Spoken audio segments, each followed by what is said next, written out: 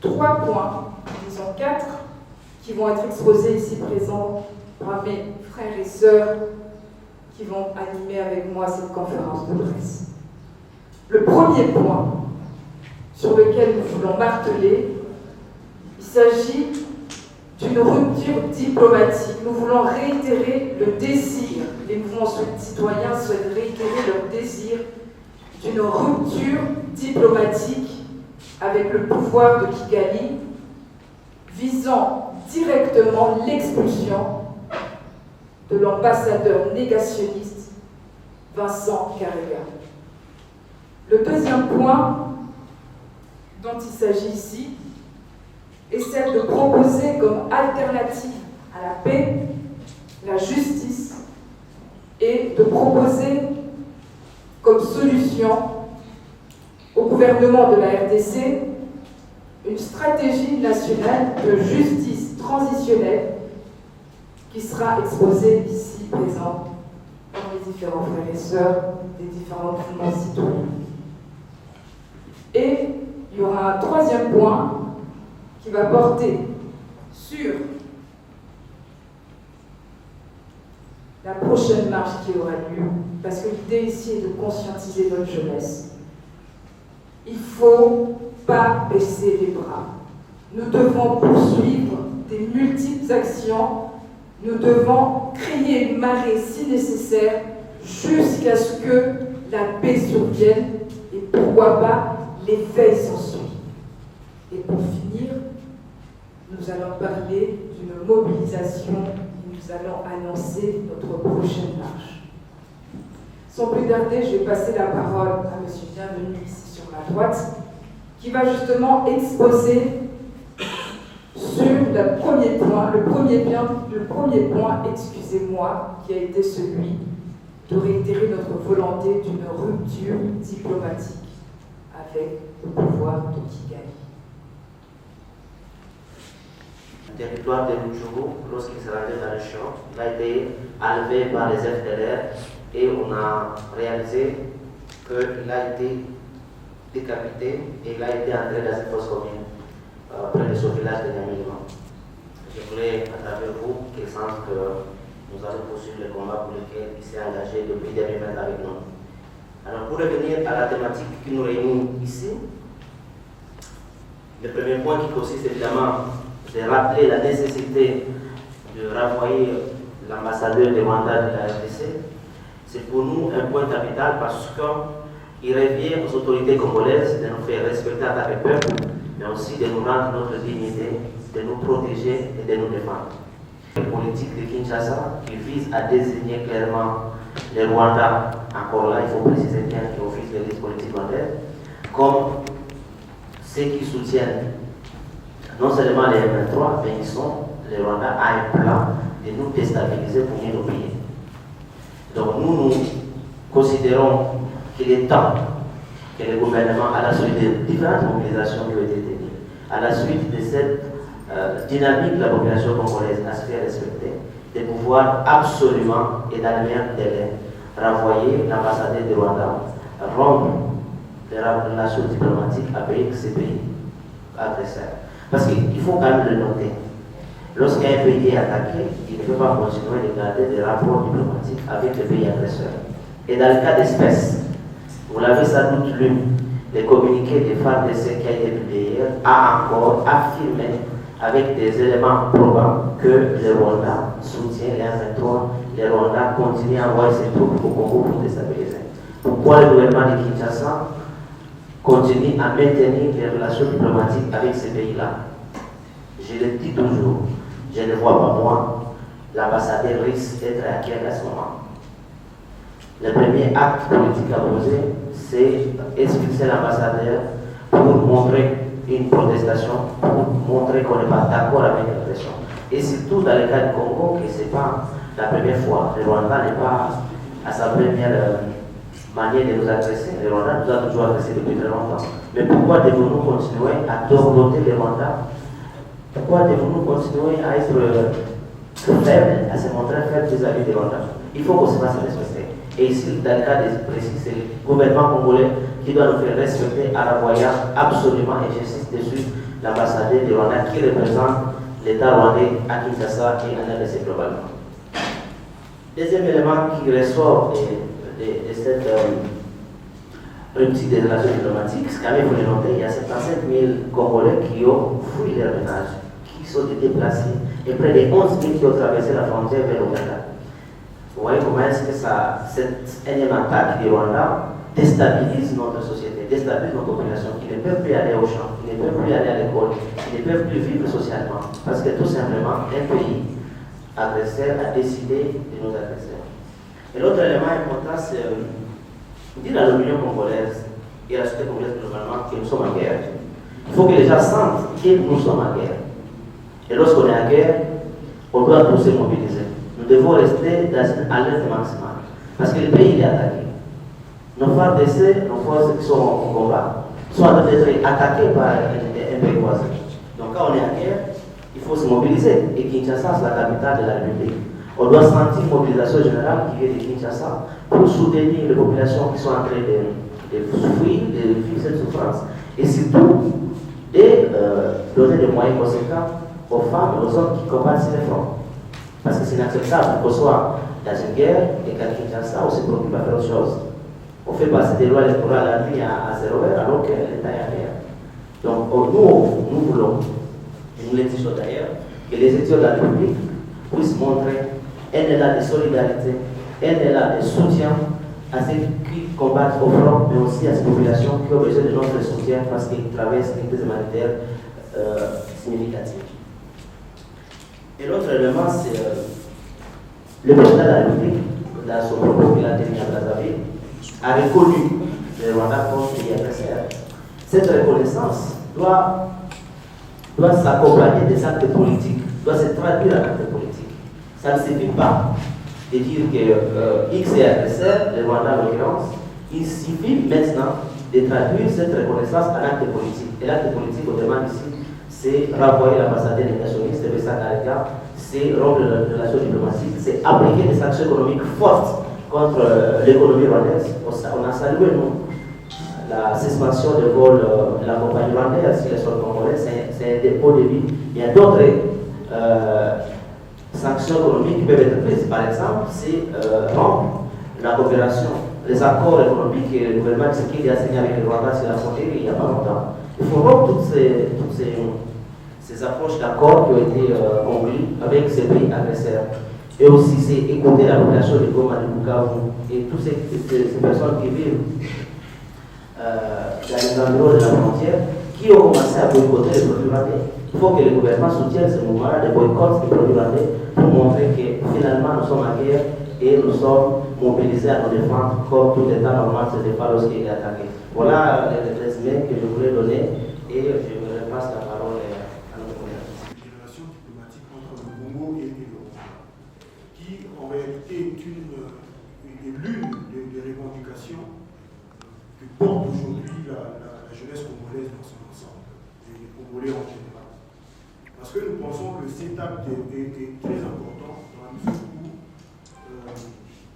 il est inutile, en tout cas, de continuer de garder aujourd'hui en place, c'est-à-dire à Kinshasa, le représentant, l'ambassadeur d'un pays qui très clairement nous attaque. Et ça, ce n'est pas une vérité que nous avons connue hier ou avant-hier, c'est une vérité que nous connaissons depuis plusieurs années aujourd'hui. Les faits le prouvent, il y a plusieurs rapports qui le démontrent, les renseignements fournis par le service de sécurité le disent très bien, et nos FARDC ne cessent de le répéter.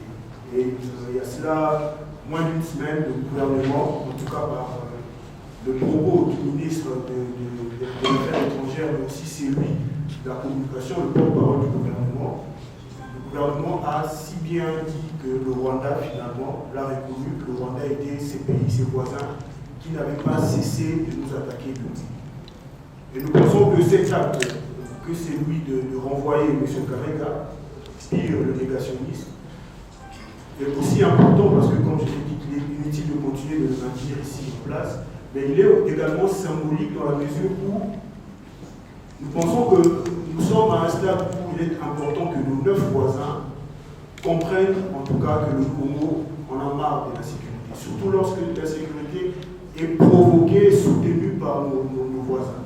Alors que vous savez, depuis les indépendances, ou encore un peu plus loin, depuis que nous avons hérité de ces frontières politiques léguées par les colons, les Congo n'a jamais, alors jamais mené une guerre contre ses voisins. Nous sommes ce pays qui a toujours favorisé l'unité, la cohésion, surtout la paix, que ce soit dans la région, la sous-région et partout, même à l'échelle internationale. Donc, par cet acte, nous pensons que le Congo va définitivement envoyer un message clair, mais également ferme, en tout cas à tous ses voisins qui désormais s'évertueront à déstabiliser le Congo à partir de l'est du pays. Mais également, il faut dire que nous restons quand même assez lucides et nous croyons, nous cessons de le dire, nous ne cessons pas de le dire, que nous pensons que la paix, la quiétude dans la partie est du pays, mais un peu partout aussi, ne sera acquis qu'à l'issue d'une démarche allant vers la fin, le combat contre l'impunité, mais également surtout l'instauration d'une vraie justice. Pourquoi? Parce que, vous savez, aujourd'hui, ça fait un peu plus de 2 décennies, et en tout cas c'est rare sur la planète de voir une zone où l'insécurité continue de perdurer comme ça l'est le cas pour l'Est du Congo, mais justement cela se justifie par le fait que l'impunité est totalement garantie, où vous avez par exemple des bourreaux qui ont été épinglés par plusieurs rapports, que ce soit celui des Nations Unies, mais aussi les experts du gouvernement. Et ces bourreaux-là se retrouvent malheureusement être bombardés à de hautes fonctions, que ce soit dans l'armée, mais également dans les institutions politiques. Et ça, grâce à une démarche qui nous a été imposée, toujours imposée par la communauté internationale, mais qui ne répond pas aux besoins réels de l'instauration de la paix dans la partie Est. Et quand j'ai dit démarche, cette démarche justement consiste à aller vers le dialogue et intégrer ces belligérants, ce qu'on appelle ces belligérants, dans les institutions, que ce soit dans l'armée ou encore dans les institutions politiques. Donc nous pensons que la lutte contre l'impunité, mais surtout une vraie justice face à tout ce qui s'opère en termes d'insécurité dans la partie Est du pays, permettrait à des gens comme Kagame, par exemple, ne plus définitivement continuer dans cette démarche qui consiste à endeuiller continuellement le Congo. Et aujourd'hui, ça date de 26 ans. Mais il n'y a pas que Kagame, mais il y a également d'autres personnes, des Congolais par exemple, qui ont été clairement épinglés dans plusieurs rapports. Et là, je parlerai du rapport Mapping, par exemple, qui cite nommément certains bourreaux et en retraçant même les faits tels que s'étaient produits, passés, déroulés, justement, et ces personnes-là, à l'issue de ces démarches, comme je l'ai dit, arrivent soit à intégrer l'armée alors à des postes assez élevés, ou malheureusement les institutions politiques. Mais je me demande même si l'on comprend ce que cela peut représenter pour une victime, ou encore par un Congolais qui a été touché indirectement ou indirectement par ces atrocités, de voir son bourreau être désormais autorité dans ces pays, dans l'armée, dans les institutions ou même dans les services para-étatiques. Ça, je pense que c'est infliger doublement la peine à ces compatriotes qui, depuis 26 ans aujourd'hui, vivent sous la peur, qui vivent aujourd'hui qui tentent de maintenir la vie, qui tentent de résister, qui tentent, en tout cas, tout en gardant espoir que demain sera un jour meilleur. Et pour cela, nous demandons justement, nous avons toujours continué à demander les juridictions internationales, parce que nous pensons que ce qui se passe dans l'Est du pays, en termes de drames, ne touche pas que le Congolais. Non, ça touche l'humanité tout entière. Et pour cela, nous avons toujours continué à appeler l'humanité à se lever pour la cause des Congolais, mais aussi pour inciter vraiment cet élan et qui finalement aboutira à l'instauration des tribunaux internationaux qui, je pense, nous pensons, pourront juger les auteurs de crimes, les différents crimes qui se sont produits et qui continuent de se produire aujourd'hui à l'Est du pays. Et ça, c'est un plaidoyer que nous, le mouvement citoyen, nous portons ardemment, mais également aussi plusieurs organisations de la société civile et plusieurs personnalités, à l'occurrence le docteur Denis Mukwege, qui en quelque sorte a réussi à sortir du placard ces rapports des Nations Unies qui finalement étaient oubliés du grand public, que ce soit dans l'opinion nationale mais également dans l'opinion internationale. Donc, nous nous pensons que ces rapports aujourd'hui constituent une base de données assez importante qui retrace les faits tels qu'ils se sont produits, mais qui cite les personnes directement impliquées, les auteurs directs ou indirects de ces crimes qui ont été commis et qui continuent d'être commis aujourd'hui dans la partie est de notre pays. Mais en définitive, nous croyons aussi que autant que l'humanité a une responsabilité, autant que nous-mêmes les Congolais et surtout les autorités ont cette responsabilité de mettre définitivement fin à la sécurité qui prévaut dans la partie est du pays. Et pour cela, nous continuons de croire que pour arriver à une démarche de paix, pour arriver justement à conquérir la paix, cela passera par la justice évidemment, mais pour y arriver, il faut qu'il y ait une certaine symbiose entre les efforts, en tout cas de la communauté internationale, je dirais même de l'humanité tout entière, mais après une vraie prise de conscience, mais surtout un engagement clair des autorités congolaises au niveau national ici. Parce que vous savez, demander l'instauration d'un tribunal international reviendrait à ce que les autorités puissent justement aller vers le Conseil de sécurité des Nations Unies, plaider en faveur d'un tel outil, d'un tel dispositif, pour que finalement les victimes puissent, dans la mesure du possible, bénéficier de la justice, de la réparation, mais que le bourreau, les auteurs de ces crimes puissent être définitivement sanctionnés. Nous pensons que cette démarche est importante. Pourquoi? Parce que aussi longtemps, nous allons demeurer dans cette démarche qui consiste à aujourd'hui dialoguer avec ceux qui nous posent du tort et ce que nous qualifions aujourd'hui du terroriste, en l'occurrence les M23, mais aussi le reste des groupes armés, dialoguer avec eux, leur garantir l'intégration dans l'armée nationale, mais après leur garantir de postes politiques au niveau national, au niveau local. Nous pensons que cela va d'une manière perpétuelle cristalliser l'insécurité au niveau de la partie Est. Mais aujourd'hui, il faut le dire que petit à petit, ces rebelles commencent à gagner confiance et leur zone d'action commence à s'élargir un tout petit peu. Aujourd'hui, depuis plusieurs années, nous avons connu le problème à l'Est, mais ne vous étonnez pas que cela se produise aussi à l'Ouest, par exemple, ou au Nord. Pourquoi? Parce qu'ils prennent confiance, ils savent qu'il suffit d'endeuiller un peu, de tuer la population, de massacrer, pour que les autorités politiques leur appellent sur la table des négociations. Et ça, il faut le dire, par imposition de la communauté internationale qui a imaginé cette démarche qui est de récompenser, au lieu de juger, de punir ces auteurs de ces affreux, de ces atrocités qui se déroulent justement dans la partie est de notre pays.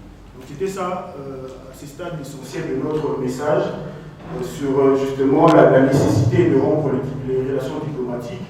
Surtout le fait d'insister que la solution ne passera que par la justice qui va devoir punir ceux qui se sont donnés à des actes qui endeuillent aujourd'hui depuis plusieurs années le Congo, et après il va réparer justement les victimes et qui va priver toutes ces personnes qui ont toujours été épinglées à jouer le rôle au niveau que ce soit de la politique ou encore de la sécurité de la...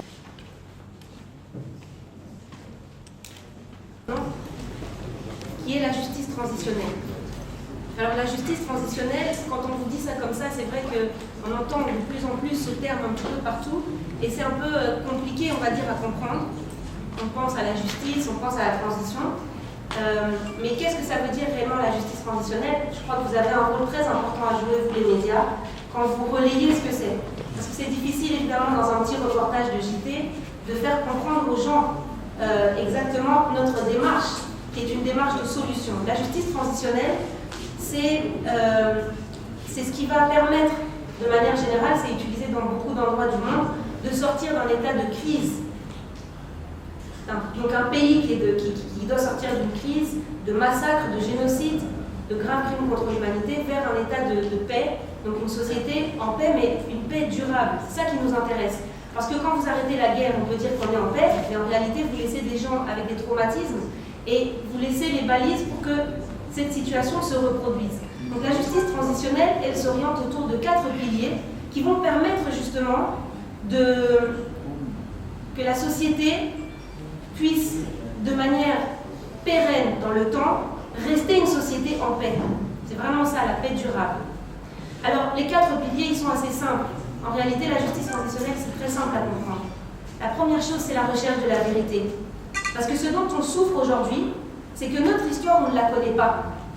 On la connaît pratiquement en rien. La complexité de ce qui est en train de se passer chez nous à l'Est, qui se passe maintenant au Kasaï, qui peut se passer à Tanganyika, Ituri, toutes ces choses-là, c'est peu de gens qui sont réellement au courant de ce qui se passe. Peu de gens connaissent notre histoire, peu de gens connaissent les crimes contre l'humanité qui sont commis, les actes de génocide qu'on vit sur ce territoire. Et c'est parce que les gens ne le savent pas, c'est parce que les victimes n'ont pas pu encore s'exprimer, que cette recherche de la vérité, pour l'instant, elle est vraiment compromise. Nous devons absolument pousser pour qu'il y ait vraiment des procédures qui soient mises sur pied. Par exemple, dans la plupart des pays, ce sont des commissions qu'on appelle des commissions de vérité. Peut-être c'est un terme que vous avez déjà entendu. Et ça permet justement aux victimes, aux survivants, de venir s'exprimer, d'expliquer ce qu'ils ont vécu. Parce qu'on souffre de narratives mensongères. Au Rwanda, ils sont en train de vivre avec des narratifs mensongères, ce qui fait de ce pays une cocotte minute. Dans plein de pays du monde, on vous impose une histoire qui n'est pas l'histoire qui était réellement vécue. Or, quand il y a une histoire qui est racontée, qui n'est pas la vraie histoire, à un moment donné, les massacres se reproduisent. C'est cyclique, c'est toujours comme ça. Donc la première des choses à faire, c'est la recherche de cette vérité. Il faut que les gens s'expriment, il faut que dans les livres d'histoire, on connaisse la vérité sur ce qui s'est passé. Et ce passé-là, ne pas le dire, ne pas l'assumer, ça produit des effets qui sont extrêmement graves. Je veux justement revenir sur le manque de fermeté de notre président. Quand vous pensez que vous allez envisager un futur, que vous allez construire un futur, des relations d'amitié saines avec des peuples, avec des pays, alors que cette histoire, elle n'est pas dite, alors que personne ne sait ce qui s'est passé, alors que la majorité des Congolais et des Belges même, par exemple, ou des Rwandais ne savent pas ce qui s'est passé sur le territoire congolais depuis la colonisation. Vous pensez vraiment qu'on va affronter, construire un futur sans avoir affronté les crimes du passé, sans les avoir reconnus? Aujourd'hui, on reçoit les Belges, on a la visite des Belges. Qui est-ce qui parle du génocide que les Belges ont produit ici au Congo? On n'en parle pas. Est-ce que les Congolais sont au courant du génocide que nous avons vécu, qui a réduit la population de moitié en quelques mois? Génocide culturel, génocide spirituel, génocide identitaire, génocide ethnique. Alors, je vais reprendre les termes du président, qu'on ne se regarde pas comme des chiens de faïence. Terme utilisé avec Kabila, terme utilisé avec Paul Kagame. Maintenant, terme utilisé de nouveau avec la visite des Belges. Non, on ne tourne pas une page sans l'avoir lu. On ne construit pas son futur sans connaître son passé. C'est impossible. Alors, maintenant que j'ai parlé du premier pilier de la justice transitionnelle, qui est cette recherche de la vérité qui est cruciale, il y a un deuxième pilier qui est évidemment extrêmement important, c'est la justice pénale. Et donc, la justice pénale, c'est une justice, c'est la justice qu'on connaît tous, qu'on va appeler la justice classique. Et évidemment qu'on la préconise, c'est-à-dire qu'une fois qu'on a cette recherche de la vérité, cette investigation, ces témoignages des victimes, on va pouvoir juger les bourreaux. Et cette étape-là, la justice pénale, il y a certains pays qui mettent sur pied une stratégie de justice transitionnelle pour leur pays et qui mettent de côté ce pilier-là de la justice pénale. Mais c'est hors de question que ça se passe comme ça. Parce que quand vous mettez la justice pénale de côté, vous ne pouvez pas reconstruire une nation. C'est impossible. Les bourreaux doivent être jugés. L'objectif final, c'est évidemment que les peuples puissent vivre ensemble. Mais pour ça, il faut que les bourreaux soient jugés selon les faits réels, selon la réalité des faits, selon la vérité que nous avons vécue. Vous avez un troisième pilier, qui est le pilier des réparations. Alors, vous avez tous déjà entendu parler des réparations, et je crois que pour la plupart des gens, ça évoque des indemnités financières. Ce qui n'est pas faux, c'est une forme de réparation. Mais les réparations, c'est aussi permettre à nos enfants qui sont en train d'étudier dans leur cours d'histoire aujourd'hui l'histoire du Congo, l'histoire du monde, c'est leur permettre aussi dans ces livres d'histoire d'avoir connaissance, de prendre connaissance de ce qu'il s'est passé. C'est une forme de réparation. Il y a la construction, par exemple, de monuments, de musées, de stèles où on commémore les victimes. Là maintenant, on est au milieu de la semaine où on commémore la guerre des 6 jours de Kisangani. Et on a d'ailleurs nos frères et sœurs qui sont avec nous dans cette unité des mouvements citoyens qui sont à Kisangani actuellement. Est-ce qu'il y a beaucoup de Congolais qui sont au courant de ce qui s'est passé pendant la guerre des 6 jours de Kisangani? Normalement, c'est quelque chose qui doit être enseigné aux étudiants congolais. Toute la nation devrait aujourd'hui être en train de commémorer tous les morts qu'on a vécus à Kisangani. On ne se rend pas compte de l'impact psychologique que ça a. Il y a des personnes qui sont traumatisées jusqu'à présent. Et donc, dans les réparations, il y a aussi notamment cette idée qu'il faut permettre aux gens de, par exemple, avoir accès à des psychologues. Il faut permettre aux gens qui ont tout perdu de pouvoir se reconstruire aussi économiquement, de pouvoir envoyer leurs enfants à l'école, de pérenniser en quelque sorte, de rendre possible l'avenir de la nation. Et pour ça, effectivement, ces réparations, elles sont extrêmement importantes. Alors, dans les réparations, il y a aussi un acte extrêmement symbolique. On aurait bien aimé entendre de la part des Belges, qui ont l'air de ne pas être capables de le faire. C'est des excuses. Les excuses, c'est extrêmement important. Quand vous travaillez avec des survivants des atrocités, je prends pour exemple les survivantes de violences sexuelles, qu'est-ce qu'elles attendent? Elles attendent depuis des années des excuses du président de la République qui, au nom de la nation, va reconnaître leurs souffrances. Et cette reconnaissance-là des souffrances, c'est une grande forme de réparation. C'est un pas qui est extrêmement important. Ça peut paraître trop symbolique, mais en réalité, vous ne vous rendez pas compte de l'impact que ça peut avoir sur les gens. Ça libère les gens. Alors, il y a donc ces 3 premiers piliers dont on a parlé, et puis il y a un 4e pilier qui est crucial pour que tout le reste fonctionne. Puisqu'en réalité, ces 4 piliers-là, qui vont permettre de reconstruire la société, il faut y ajouter évidemment des réformes des institutions pour garantir la non-répétition. C'est-à-dire que quand vous faites des réformes des institutions, et là ici on vise principalement évidemment le secteur de la sécurité, l'armée, on a des généraux qui ont du sang sur les mains. On a un gros problème au niveau de la justice. On doit absolument réformer le secteur de la justice ici en RDC. C'est pour ça que dans cette justice pénale aussi, on demande de pouvoir s'associer avec des juridictions internationales. On le sait, c'est pour pouvoir juger des étrangers qui commettent des atrocités sur le sol congolais, mais il y a aussi un gros problème avec notre justice. Et donc, ces secteurs-là, la justice, la sécurité, donc l'armée, la police, ce qu'on appelle le vetting, doivent être réformés. Et ça va nous permettre ensuite que tous ces massacres ne se répètent plus jamais. Voilà, donc ça c'était important de parler de la justice transitionnelle. Et j'espère que c'est assez clair pour tout le monde. Parce que autant nous condamnons, autant nous dénonçons les choses, autant on est un peuple déterminé. De plus en plus, on est de plus en plus nombreux. Vous avez un devoir en tant que journaliste, c'est aussi de mettre la lumière sur toutes les mobilisations, sur toutes les actions qui sont en train de se produire dans ce pays. Parce que ces mobilisations-là, elles sont bien réelles. Vous avez des gens qui sont en train de quitter leur travail, peut-être qui ne gagneront pas d'argent aujourd'hui, qui ne pourront pas nourrir leur famille, parce qu'ils sont sortis dans la rue pour manifester, pour montrer leur détermination, pour montrer qu'ils sont en train de résister contre ce système qu'on est en train de leur imposer. Parce que c'est toujours la même chose. Ces guerres économiques-là, parce qu'on le sait, ce sont des guerres pour les minerais stratégiques. Le chaos congolais, il sert à toutes ces multinationales qui contrôlent le monde. Ils utilisent bien entendu différents canaux des pays voisins de chez nous.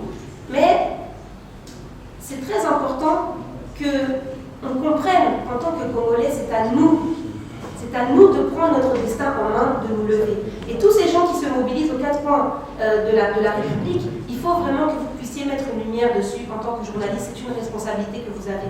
Il faut qu'à Kinshasa, on voit comment les femmes se sont mobilisées hier à Goma. Elles ont laissé leur travail. Peut-être leur enfant aura eu du mal à manger hier soir. Mais elles sont parties se mobiliser parce que c'est une situation qui est réelle, qu'elles doivent dénoncer et qu'on est maintenant conscient de plus en plus, et c'est en train de monter, qu'on doit s'autodéterminer. Notre libération, elle ne viendra pas de l'étranger. Elle ne viendra pas des agents de la MONUSCO, elle viendra de nous-mêmes Congolais. Voilà. Donc, ce qu'on veut dire maintenant, c'est que On dénonce, on condamne, nommément, et ça le gouvernement l'a fait, et on les suit dans cet élan-là, de dénoncer clairement les agressions, d'où viennent les agressions. Mais cette solution qui passera par la justice, et donc la justice transitionnelle, c'est une solution qui est importante, et ça c'est une question de volonté politique. Pour qu'on puisse adopter une stratégie nationale de justice transitionnelle pour la RDC, c'est de la volonté politique.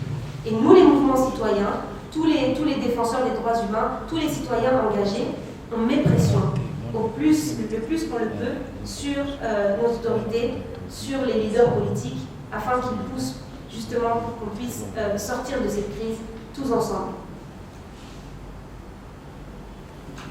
Je vais aller en... On voit le mouvement autour de l'arrivée de celui que nous appelons Foumou. Nous tenions à mettre de la lumière sur toutes les formes de mobilisation et d'éveil que nous organisons, parce que la RDC est grande. On a besoin d'atteindre tous les différents points et reculés de la RDC.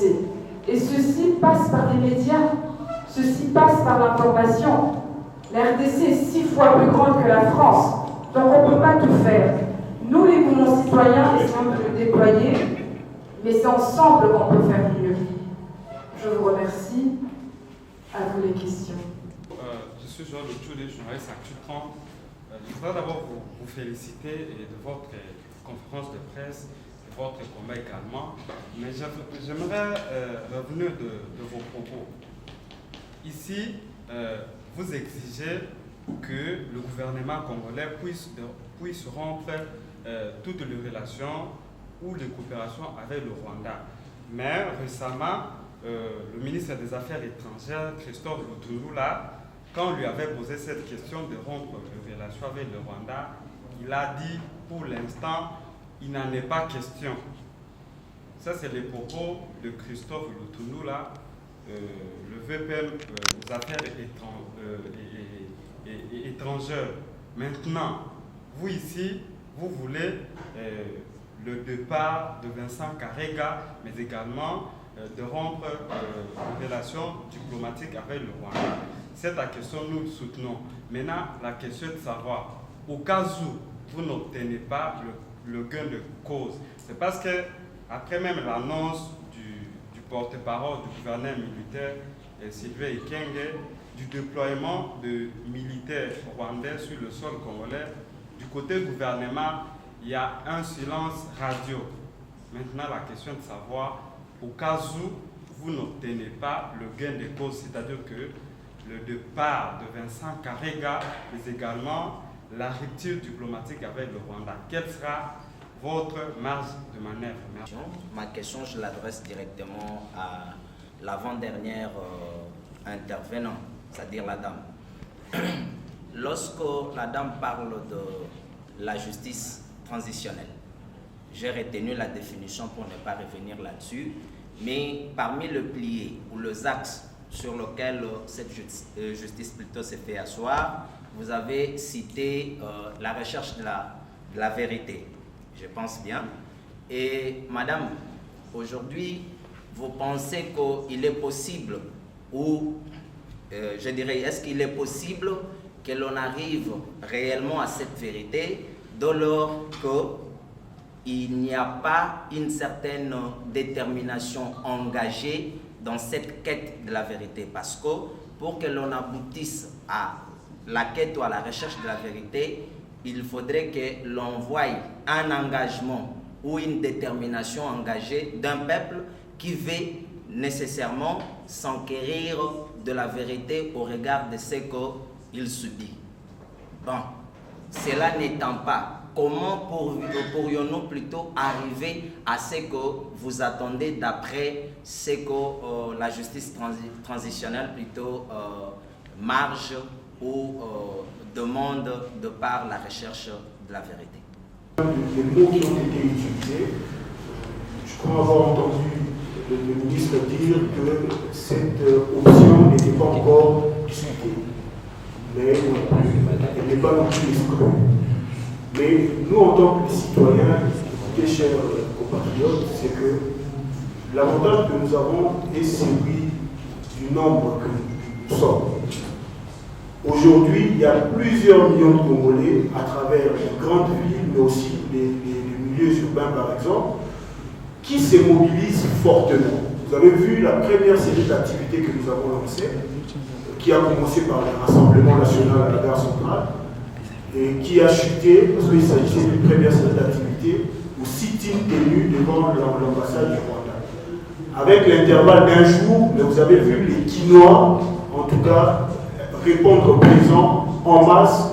Et après, il y a eu aussi des grandes mobilisations, par exemple avec des partis politiques et d'autres associations, pour dire qu'aujourd'hui, c'est la majorité des Congolais qui pensent effectivement qu'il faut chasser Vincent Karega. Pourquoi? Parce qu'on l'a dit que c'est totalement inutile de continuer de garder un tel ambassadeur dans le pays ne cesse d'agresser le nôtre, et dont lui-même a cessé de se démarquer par le propos que nous qualifions de négationnistes. Donc le gouvernement peut avoir sa position, ils peuvent avoir une logique qui reviendrait par exemple à s'en tenir à des règles diplomatiques, mais le dernier décideur demeure le peuple. Et aujourd'hui, nous avons l'avantage de la forte mobilisation que nous avons, que ce soit ici à l'intérieur, mais également dans la diaspora, parce que je crois que vous avez vu sur les réseaux sociaux, il y a plusieurs dates de mobilisation dans différentes villes en Europe, et nous pensons que c'est par cette pression que nous allons justement parvenir à contraindre nos autorités à agir selon le peuple.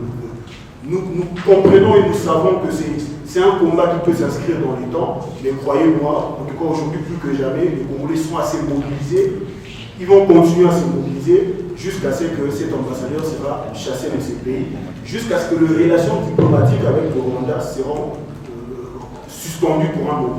Parce que nous pensons qu'il est important de rétablir l'équilibre à ces niveaux, et il est important de lancer un message ferme et clair à l'ensemble de nos voisins, comme je l'avais dit, qui vont tenter justement de déstabiliser le Congo à travers le point de la Et l'État ne peut pas se contredire dans ses prises de position. On ne peut pas à la fois désigner quelqu'un agresseur et à la fois le ménager. C'est-à-dire qu'il y a une forme de complicité. Et nous ne sommes pas d'accord avec les prises de position de l'État sur cette question. Il n'est pas ministre pour son propre compte, il est ministre pour le compte de l'État congolais qui est agressé par un autre pays. Et donc, naturellement, on doit appliquer les sanctions. Comme on a appliqué les sanctions économiques en suspendant la compagnie rwandaise de survoler le territoire congolais, on doit aussi traduire la désignation du Rwanda comme agresseur en acte politique et diplomatique. Donc, naturellement, on n'allait pas me faire cette conférence de presse parce que ça allait aller de soi. C'est juste qu'on a des dirigeants, il me semble, qui ont peur d'affronter la réalité. Et nous allons les aider, nous les soutenons d'affronter la réalité. La réalité est telle que nous devons rompre absolument les rapports diplomatiques avec ces pays voisins. Et nous ne sommes pas obligés d'être en harmonie avec les Rwandais. On en est, il faut pas être en harmonie avec nous. De toute façon, moi je dis assez souvent, nous ne sommes pas obligés d'être après avec tout le monde. Nous pouvons désigner le Rwanda comme notre ennemi et on fait avec. Donc, à la place de maintenir nos rapports diplomatiques avec un pays qui ne nous respecte pas, qui nous dénigre, pourquoi nous devons continuer à nous humilier alors que nous sommes graves? Nous sommes 114 millions d'habitants pour reprendre les chiffres du Sénat. Un grave territoire avec des paysages qui sont magnifiques. Et surtout que notre armée, qui a reconnu encore hier que ce pays a envoyé 500 militaires rwandais pour venir soutenir les M23. Qu'est-ce qu'on attend pour agir? On attaque encore un gros temps pour qu'on se précipite pour aller agir? Il faut qu'on prenne des mesures courageuses. Et nous allons aider le ministère des Affaires étrangères, y compris le président de la République, pour le faire. Nous devons le faire. Nous devons le faire avec vous. Parce qu'on ne peut pas naturellement être dans une position de faiblesse. Si nous voulons qu'on respecte la région, il faut poser le rapport de force. Le rapport de force, lorsque tu commences à dire à ton voisin que je connais ce que tu m'abaisse et je ne veux plus de toi. Tant que tu vas ménager le voleur, il va continuer à nourrir ses stratégies pour continuer à te voler. Il faut qu'on dise à Kagame qu'on n'est pas d'accord et puis qu'on demande de quitter notre territoire. Ça ne coûte rien. Elle n'est pas facile. Il n'y a personne qui a dit que c'était facile, surtout quand je prends l'exemple de la colonisation, puisque j'en ai parlé. Évidemment, de plus en plus de victimes, de témoins qui disparaissent. C'est très difficile de savoir ce qui s'est passé, de connaître la vérité. Mais néanmoins, ça ne doit pas nous empêcher de continuer à chercher. Et je trouve que c'est intéressant de revenir encore sur cette histoire sur sur cet exemple de la colonisation qui est très actuel, avec la visite des Belges actuellement. Vous voyez, nous on observe comme ça avec presque la nausée en fait, la façon dont les Belges sont reçus, le roi des Belges, la reine des Belges, avec tellement de joie. Tout le monde est sur son 31. Ils ont répondu à l'appel de Bahati. Et en fait, on sent une forme de soumission. On sent une forme de complexe. C'est-à-dire qu'il y a des relents de soumission à la colonie, en fait, qui sont en train de ressortir. Je ne sais pas si vous avez le même type d'image, mais vous voyez ça, c'est pour ces raisons-là qu'on parle de l'importance de connaître sa vérité. Je ne sais pas si les Congolais se rendent compte de ce qui s'est passé sur ce territoire à cette époque-là. Et donc là, maintenant, c'est intéressant de transposer ça sur notre sujet actuel. Parce que vous avez des personnes aujourd'hui qui vont vanter l'hégémonie économique du Rwanda. Vous avez des personnes qui maintenant considèrent un Paul Kagame comme un panafricain, quelqu'un de visionnaire. Mais est-ce que vous imaginez les millions de personnes qui sont décédées? Et je crois qu'on a là, on est ici à Kinshasa et en fait on comprend ce qui se passe. Pendant des années, j'ai essayé par exemple, le régime précédent, de faire passer des reportages sur ce que notre population est en train de vivre à l'Est. Mais moi j'ai des patrons de chaîne qui m'ont dit je passe ton reportage, je me fais virer, je me fais même emprisonner. Il y a vraiment une sorte de silence qui est mis sur toutes les atrocités que le Congo vit depuis 30 ans. Ce silence-là, le fait que les gens ne soient pas au courant, c'est ce qui fait que ça peut continuer. Et c'est ce qui fait qu'aujourd'hui aussi, je reprends encore la colonisation, vous avez des gens qui se permettent de dire « Ah tiens, c'était bien, c'était mieux à l'époque des Belges ». Vous imaginez? Les gens ne se rendent pas compte parce qu'ils ne savent pas ce qui a été vécu. Ils ne connaissent pas notre histoire.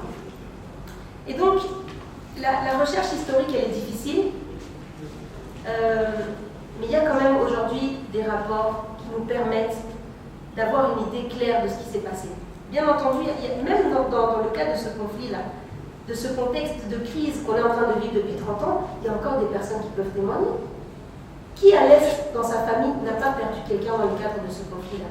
Qui à l'Est, dans sa famille, n'a pas quelqu'un qui a été violé, viol utilisé comme arme de guerre ici, hein, parce que le viol, on sait très bien que ça existe partout et depuis toujours. Mais le viol utilisé comme arme de guerre, les massacres qu'il y a eu, dont le massacre de Kasika, que Vincent Karega, ambassadeur du Rwanda, dont il a nié l'existence. Mais c'est parce qu'aucun Congolais n'a étudié ça dans son livre d'histoire.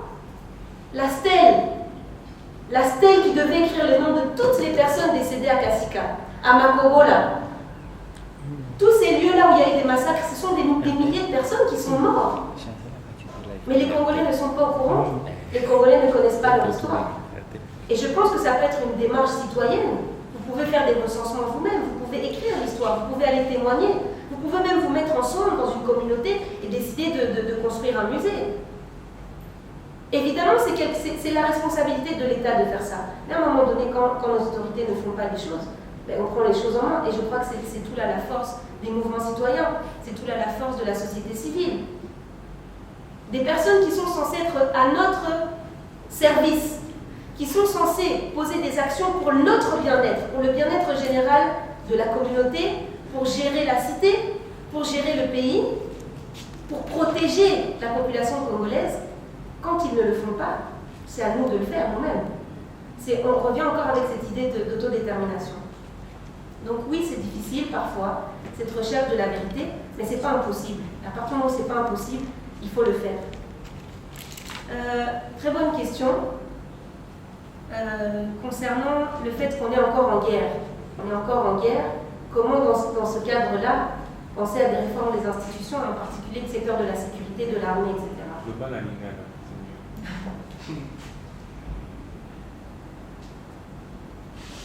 Au moins, justice transitionnelle, normalement, il faut ça on a la contexte y a paix. Ce qui guerre est civil, si quoi est à paix, tout le côté la justice transitionnelle. Mais à on a beaucoup à biso. Kinshasa va éviter que tout ça la guerre, va nous sentir guerre en athée. Donc, l'institution, là il y a la sécurité, et dans la capitale, tout ça la choisi. Il faut en même temps, parce que la justice transitionnelle, c'est 4 piliers, n'est-ce pas? 4 piliers. Éviter piliers dans les magasins. C'est un peu technique. Ça veut dire trop de choses en même temps. C'est technique. Je reviens sur le français. Les 4 piliers, ils doivent être mis en place au même moment, en parallèle, d'accord? Et malgré cet état de guerre dans lequel on est aujourd'hui, il y a déjà des choses qui peuvent commencer et on peut déjà enlever de notre armée des personnes qui ont du sang sur les mains. Aujourd'hui, qui est-ce qui ne sait pas les généraux qui ont trempé avec le RCD, la FDL et compagnie? On les connaît. C'est-à-dire qu'il faut retirer des éléments, ces éléments-là qui sont très problématiques. Il faut les mettre à l'écart des institutions publiques, des personnes qui sont responsables des graves violations des droits humains. On peut le faire, ça. C'est une façon de réformer déjà le secteur de la sécurité. Rien ne nous empêche de commencer déjà à faire ça. Rien ne nous empêche déjà de commencer à identifier les victimes, avoir des bases de données pour pouvoir prévoir un fonds de réparation. D'ailleurs, c'est une initiative qui est déjà en train de voir le jour ici au Congo, avec le FONAREF, en particulier pour les violences sexuelles. Donc c'est pour vous dire que ce sont des choses qui sont possibles. Et la justice transitionnelle, je veux rappeler, même si après ça on a eu un vrai silence là-dessus, mais c'est le président de la République lui-même qui en a parlé lors de ce Conseil des ministres. C'était en août, il y a 2 ans. Et c'est vrai qu'entre-temps, nous, on a tous sauté là-dessus, sur cette occasion, pour dire, mais voilà, il y a un désir de sortir de l'état de crise, d'aller vers une paix durable, réellement avec cette justice transitionnelle. Mais au final, on n'en parle plus beaucoup de la justice transitionnelle. Je veux dire de la part de nos autorités. Pour entendre ce terme, la justice transitionnelle, vous devez aller dans la société civile, vous devez aller écouter les discours du docteur Mukwege, et c'est là que vous allez entendre parler de la justice transitionnelle. Donc voilà, c'est important hein, en tant que journaliste de vous approprier cette thématique-là, que vous puissiez le comprendre, parce que la justice transitionnelle, ça va arriver chez nous en RDC. Ce sera nécessaire et il faut vraiment que tout le monde puisse le comprendre. Merci.